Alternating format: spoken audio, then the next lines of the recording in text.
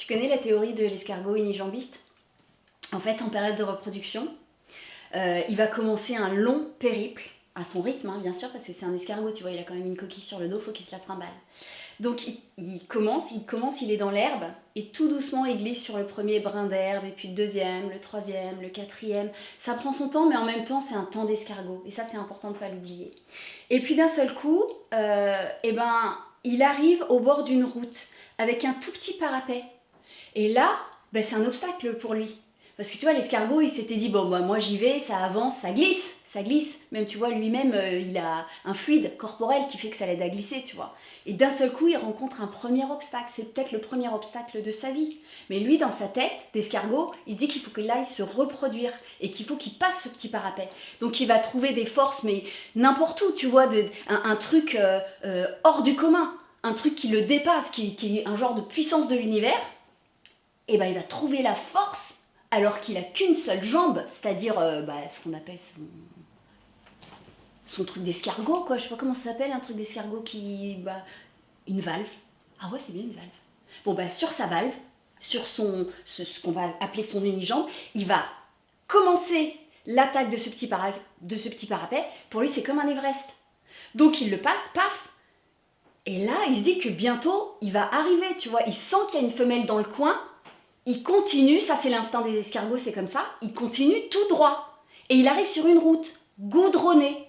Et le goudron, ça, tu vois, peut-être ça lui fait un peu mal, ça le déchire un peu, parce que c'est jamais vraiment régulier le goudron. Puis parfois t'as des petites aspérités, t'as des bris de verre, parce qu'il y a des gens qui ont eu des accidents, des gravillons, des trucs.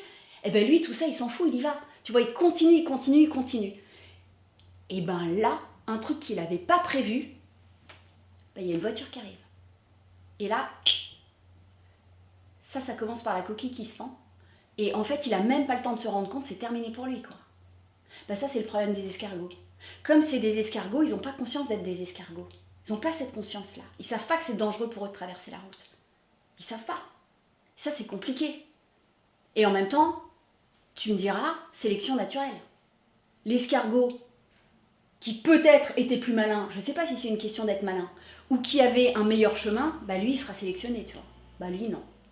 Lui, l'escargot qui a traversé la route sans se poser sa question, et c'est normal en même temps, est-ce qu'un escargot se pose la question? Je crois pas. C'est juste la nature, c'est pas de bol en fait. Le mec est passé, il y a une voiture qui est arrivée, terminado quoi. Il pourra pas se reproduire. Alors que nous, tu vois, en tant qu'être humain, on est réfléchi, on a une conscience, on a tout ça qui existe en nous, et qui peut faire qu'on fait des bons choix ou des mauvais choix. Ça veut pas dire qu'on évitera la route. Ça veut dire que juste nous, on sait que la route, elle peut être dangereuse. Alors après, est-ce que tu traverses, est-ce que tu traverses pas, tu vois? Ça, c'est une question de nature. Moi, a priori, je regarde parce qu'on m'a appris. Tu vois, je regarde s'il y a une voiture qui arrive, droite, gauche, et je traverse. Voire même, on peut te mettre un passage piéton. Ça, c'est vraiment le top de la société. C'est carrément la société qui dit là, a priori, c'est safe. T'es pas à l'abri d'un connard qui grille. Hein. T'es pas à l'abri d'un connard qui grille un feu rouge et qui t'écrase. Mais ça, l'escargot, ça le dépasse. C'est une autre vie.